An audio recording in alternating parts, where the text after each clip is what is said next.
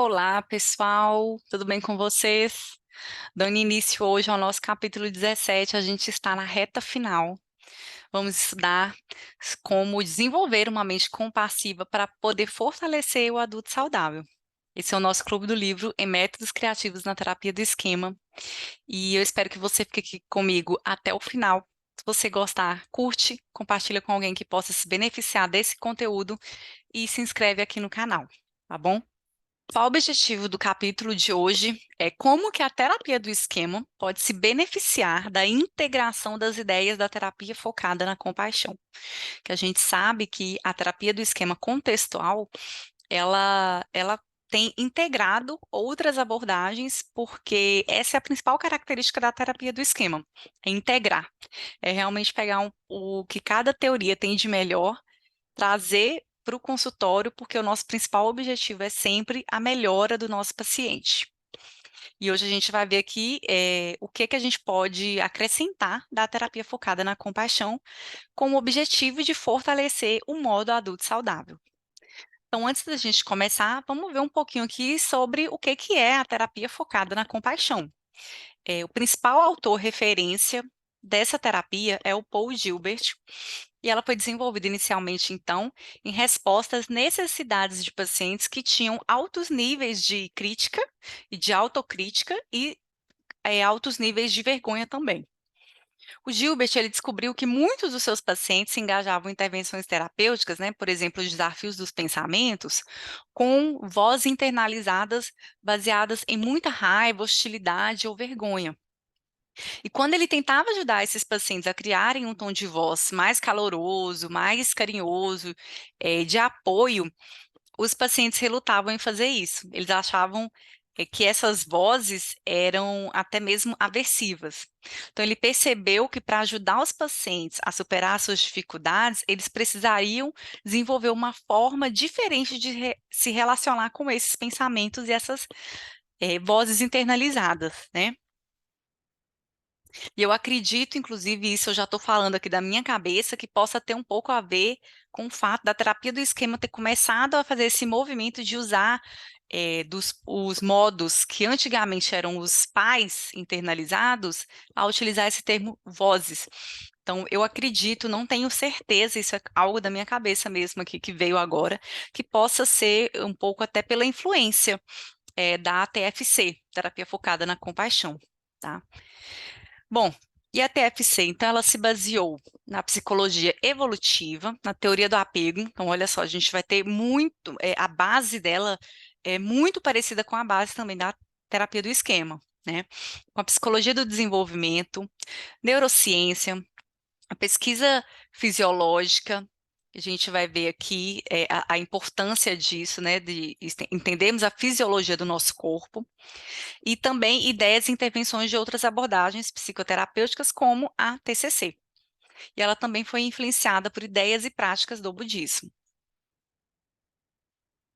E quais são, então, as habilidades que a gente vai aproveitar da terapia focada na compaixão para desenvolver e fortalecer o adulto saudável? São principalmente essas três habilidades: da atenção plena, de estabilizar a fisiologia do corpo e imaginar e cultivar uma identidade ou eu compassivo. O principal objetivo, então, vai ser ajudar o modo adulto saudável a dialogar de maneira mais firme e sábia com os modos punitivos e exigentes. O objetivo também vai ser auxiliar o modo adulto saudável a fazer essa regulação emocional e a tolerar o sofrimento dos modos criança zangada e criança vulnerável, e também dar suporte para o protetor desligado e suavizar também essa função que ele tem de autoproteção. Quais são os conceitos básicos da terapia focada na compaixão? Terapia focada na compaixão, ela tem como base, então, esse sistema de regulação do afeto, e que ele envolve aí três sistemas: o sistema de defesa e ameaça, o sistema de impulsividade e o sistema de afiliação. O sistema de defesa e ameaça, ele tem muito a ver com inclusive com o que deu origem aos estilos de enfrentamento na terapia do esquema, que é baseado na psicologia evolutiva. Então, antigamente, né, o nosso cérebro primitivo, ele tinha que responder diante de uma ameaça, ele tinha que se defender prontamente.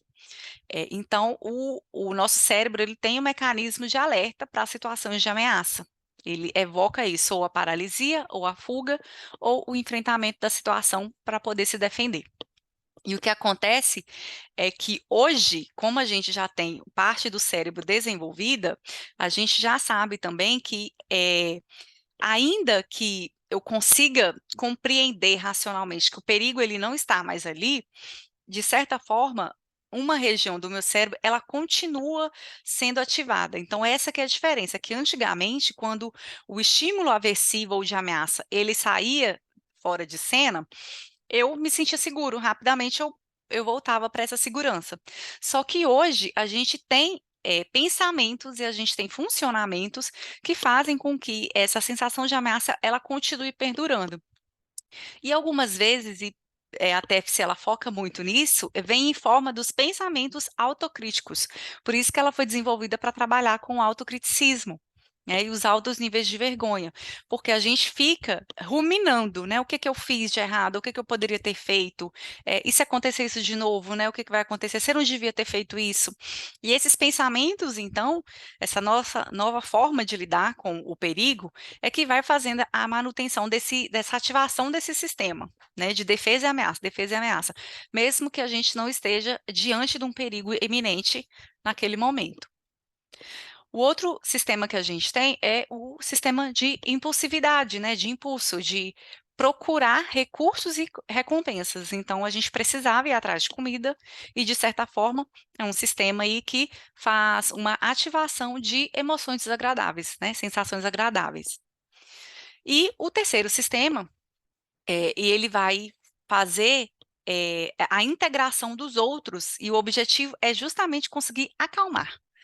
Então, enquanto eu estou lá me sentindo em estado de alerta, de ameaça, eh, eu preciso me acalmar. E o sistema de afiliação, ele vem exatamente para isso, para poder trazer segurança. E então ele tem muito a ver com os relacionamentos, estar entre pessoas, eu realmente conseguir me acolher, eu conseguir dar afeto a mim mesmo e ao outro. Então, qual que é a natureza principal da compaixão? A definição da compaixão, ela está enraizada na motivação e na intenção, considerando-a, né, a compaixão como o quê? Uma sensibilidade ao sofrimento em si mesmo, ao sofrimento que ele é inerente, faz parte da vida, e em você e também nas outras pessoas, com a firme intenção de aliviá-lo e, se possível, de prevenir. E aí a gente tem, 2 formas de lidar com a compaixão. Primeiro, me engajando nesse sofrimento, então prestando atenção ao sofrimento, e pensando aí no cuidado com o bem-estar, essa sensibilidade ao sofrimento, ter simpatia, conseguir tolerar, se colocar no lugar do outro, né, que é o caso da empatia, e não fazer julgamento. Então esse engajamento no sofrimento é não julgar, estar sensível ao sofrimento. E o outro componente seria o da ação, uma ação dirigida a aliviar o sofrimento, e que é feita a partir, dessas competências, de uma atenção mais compassiva, através de imagens, de raciocínio, um comportamento dirigido para trazer alívio desse sofrimento, e um foco no sensório, né, nos nossos sentidos e também nos nossos sentimentos. Então, como os autores colocam aqui, uma habilidade que ela é importante de ser desenvolvida aí, e para fortalecer o nosso modo adulto saudável, vai ser a atenção plena. E a atenção plena ela vai nos ajudar, então, a tornar consciente o nosso modo de funcionamento e essa troca que a gente faz dos modos, a ativação e como desativar os modos. Então, é importante que o adulto saudável ele vai desenvolvendo essa metaconsciência de quando o seu sistema de ameaças ele é ativado, que ele consiga perceber quando o cérebro dele ele entra num loop que é de ativação aí de um modo eucrítico ou exigente, para ele conseguir trazer a consciência de volta no aqui e agora. maneira. Então, eu consegui identificar que, por exemplo, nessa situação de, né, dar uma aula aqui gravada, pode entrar em ação meu eu crítico e falar, nossa, não tá boa, não. Será que você escreveu direito? Aí eu consegui identificar, nossa, meu sistema de ameaça, ó, identifiquei, e eu voltar a atenção para o aqui e agora, para minha respiração, para eu conseguir ver, não, eu me preparei, eu estou fazendo o melhor que eu posso, e essa prática de atenção plena, ela vai favorecer com que eu consiga fazer isso de maneira mais eficiente, à medida que eu for entendendo como que ativa e como que desativa, né? Como que esse meu modo, ele aparece. Tá? E eu posso trabalhar isso tanto com essa percepção dentro do consultório, do conteúdo que o meu paciente traz, e também através das práticas formais de atenção plena. O outro ponto aqui uma outra habilidade é essa estabilização da fisiologia, porque diante de uma ameaça, o nosso organismo ele é todo ativado, ele é todo alterado. Então, a nossa respiração ela muda, é, a nossa oxigenação, né, no sangue do nosso corpo, tudo isso muda, a gente fica mais tenso, a gente fica mais rígido. Então, é importante que a gente desenvolva aí, junto com o paciente, um kit, ou flashcards, né, lembretes, cartões de enfrentamento, que vão me instruir aí a prestar atenção na minha respiração, né, a ficar mais consciente, a relaxar, que eu tenha objetos para poder tocar, porque isso vai regular a fisiologia, a temperatura do meu corpo, sons que vão me trazer para o ambiente, né, para o momento presente, cheiros também que vão me fazer conectar com o momento presente e que tenham características, né, de acessar o sistema calmante. Então, muitas vezes pode ser um cheiro, né, um perfume que você gosta, que te traz boas memórias. Então, entrar em contato com essa fisiologia, a gente está falando aqui de temperatura e de sensações corporais, para ativar esse sistema calmante, para eu me sentir relaxado. Tá? Então, quando o sistema ele é baseado em ameaças, o paciente ele é ativado, a flexibilidade cognitiva, então a capacidade dele de pensar em fazer algo de diferente, ela diminui temporariamente. Então, é por isso que é importante a gente ter um recurso pronto ali, né, esse kit, justamente para eu conseguir aumentar minha capacidade de funcionar no modo adulto saudável. E a outra habilidade aí que a gente pode desenvolver e trabalhar nos atendimentos são as imagens baseadas em compaixão. E elas têm o objetivo de estimular o sistema de afiliação calmante, a partir então aí da ativação do sistema parasimpático e do sistema vago, para regular essa fisiologia de ameaça e fazer com que os pacientes acessem qualidades de compaixão. Por exemplo, a empatia, né, se colocar no lugar do outro e também tolerar o sofrimento. E aí os autores eles trazem algumas sugestões de imagens que podem ser feitas, eu pontuei aqui só duas.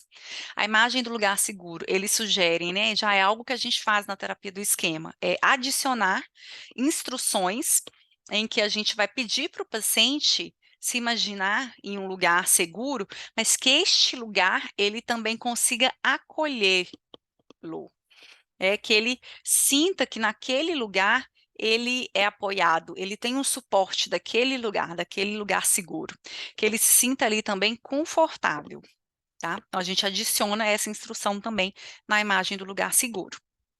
E uma outra imagem que pode ser trabalhada com o paciente é a imagem de um outro compassivo ideal. Então, quais as características que uma outra pessoa muito compassiva, com essas características de compaixão, ela poderia ser? E essas características seriam, então, a de não julgamento. Como é que é esse outro que não julga, que é forte, que é firme, que é sábio, que tem comprometimento, que tem simpatia, que tem empatia? E seria muito similar aqui na terapia do esquema às características de um bom pai, que visa atender às necessidades emocionais do paciente. Então, esse bom pai que a gente trabalha nessa imagem de um bom pai, o que que um bom pai diria?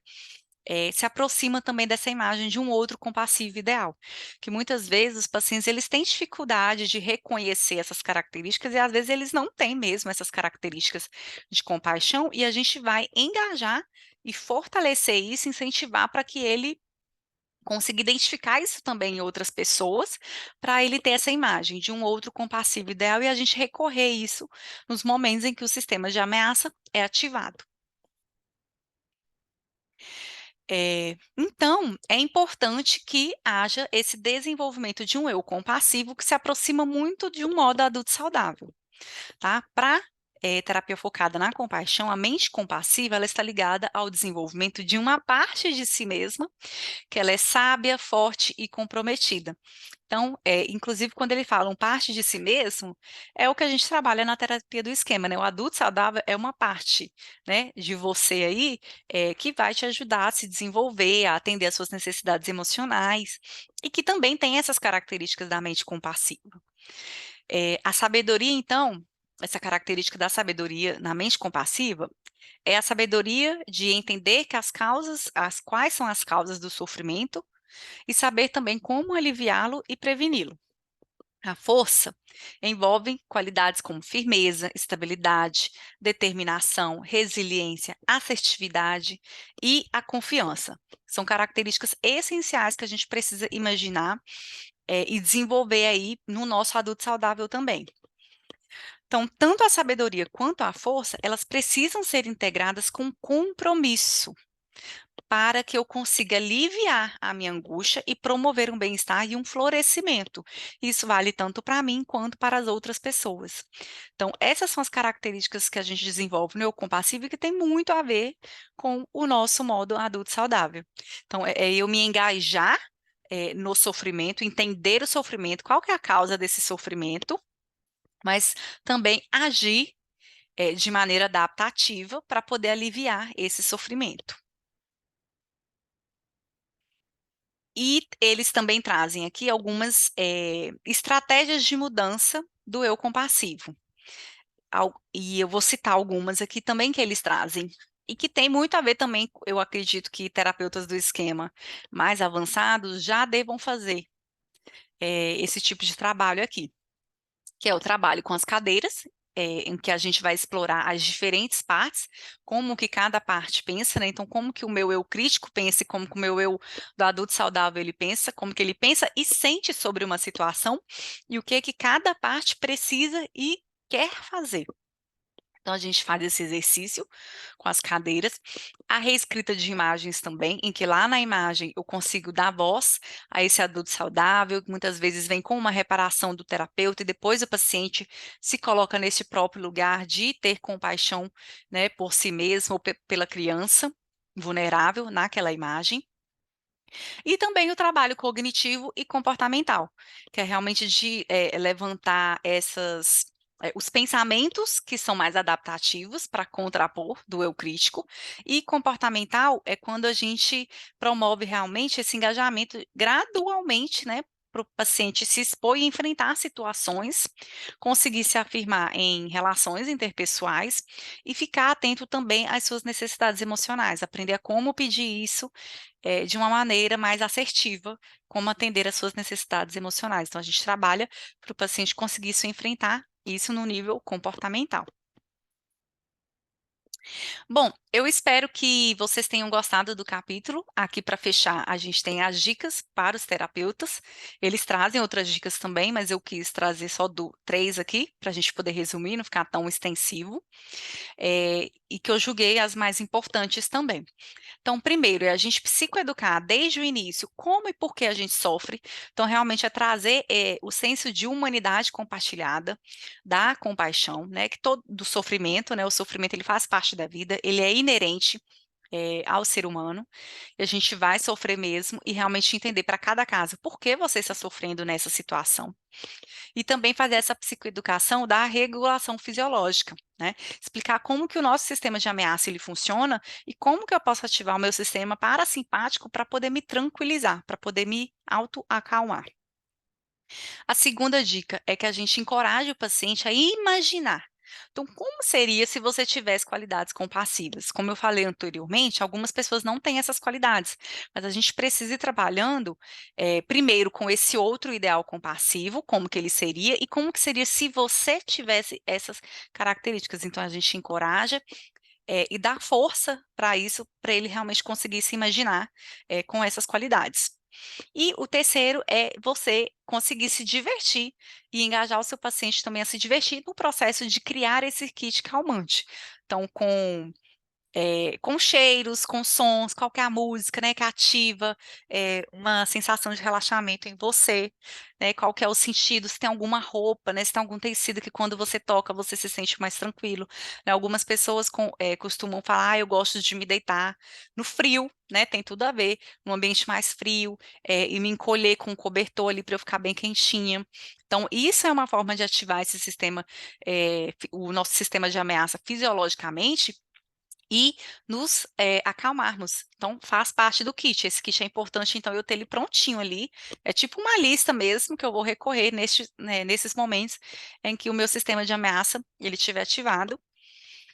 E aqui, o sistema de ameaça ele é ativado pela autocrítica ou por situações em que eu estou exposto, que eu estou me sentindo vulnerável, com vergonha, tá bom?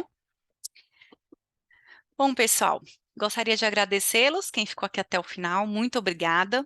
Me acompanhem aí. Quem não se inscreveu, se inscreve aqui no canal. Estou também lá no Instagram e o canal do Telegram, o CL Terapia do Esquema, é onde eu compartilho esse material aqui dos resumos e outros complementos que, porventura, acabam acontecendo aí em um capítulo ou outro, tá bom?